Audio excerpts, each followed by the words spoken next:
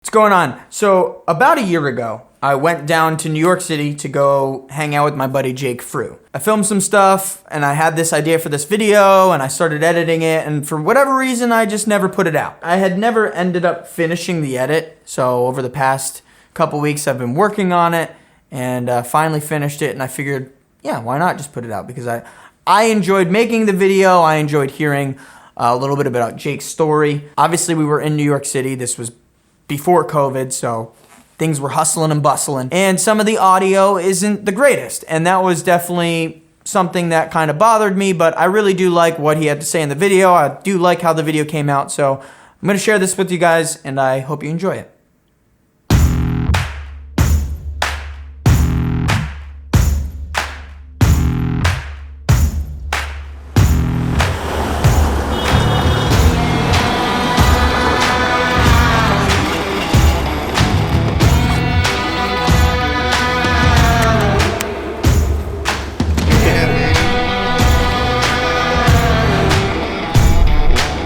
My name is Jake Frew. I'm very recently a freelance filmmaker, freelance videographer, part-time YouTuber. I feel weird calling myself a filmmaker, but I feel weird. I don't know what to call it. I make videos for the internet.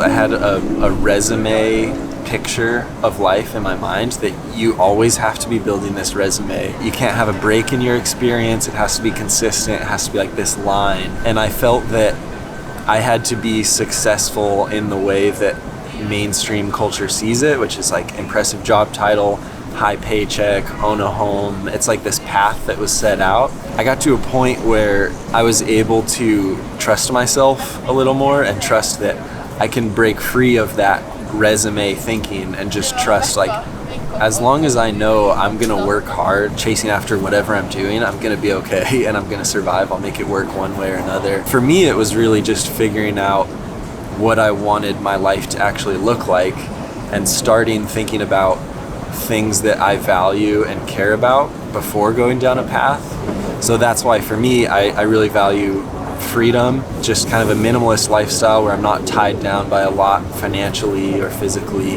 Van life tied in well to that, to just have very minimal possessions, not tied down to a lease or owning a home, and just having the freedom to kind of roam and pick up, go here or there. You see like the hashtag van life and it looks like you're just always living the dream, traveling, waking up in Yosemite or whatever crazy places. And I think for some people, it for sure is about the travel and being on the road.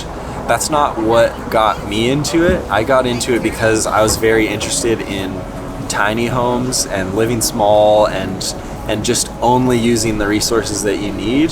So like the minimalist aspect of it was very appealing to me. It's helped me kind of focus on what I care about because I can only own a few things, and really, like, my van is essentially built around video production because that's what I care about, so it kind of helps you to focus in on what you want to be spending your time on.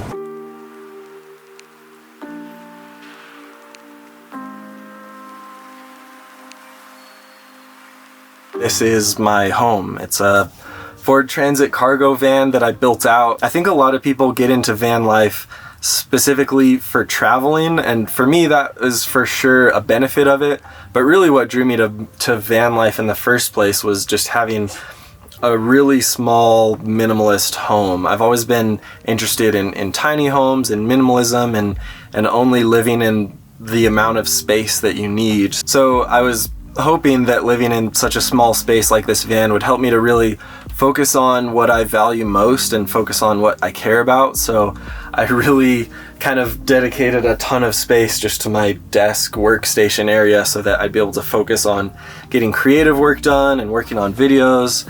And then I also made it as clean and white as possible because I wanted it to feel bright and big in here so that when I ever filmed videos, there's plenty of light bouncing around in here and made it somewhat easier to film. One of the things I've noticed living in here is that since every resource in the van is finite, it really makes you pay attention more to how much you're using those resources.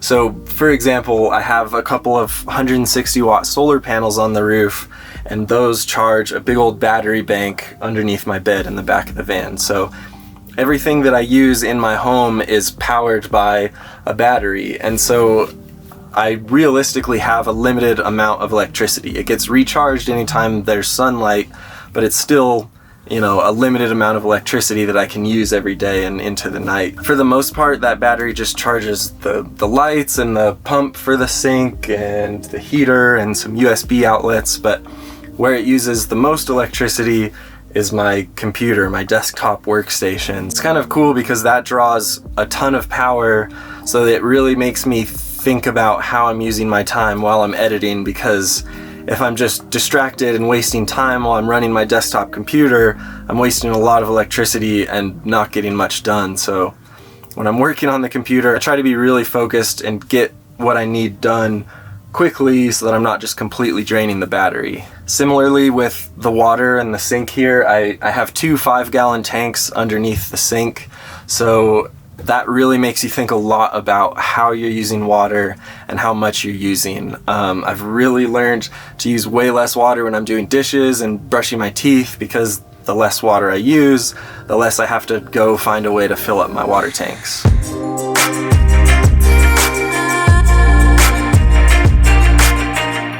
I think it would be easy to look at my life and say like, whoa, he took this crazy risk. He quit his engineering job and moved into a van and started making videos. But the truth is, I had an engineering job and I started making videos consistently on the side and kept doing that.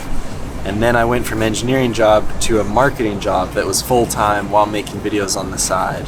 And then I moved into a van while I still had the full-time marketing job. So it's like, I never took this massive leap that was just like ditch everything.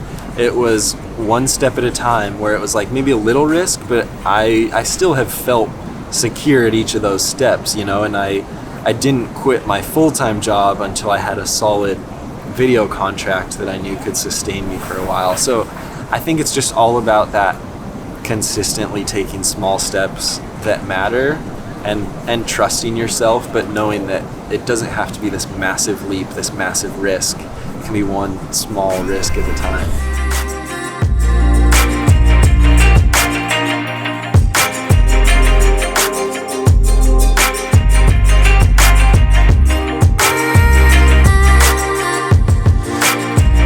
Well, thank you so much for watching the video. Hope you guys enjoyed it. Just want to say thanks again to Jake for meeting up with me that day. I had a blast hanging out with you, and hopefully we can definitely do that soon. Also wanted to congratulate him. I know this is definitely late, but he did reach the 100,000 mark on YouTube. So congratulations, Jake. Hope you guys go check him out. If you don't know who he is, he makes some really, really dope content. So yeah, thanks for watching. Until next time, my name's Burke Cullinane, and I'll see you soon.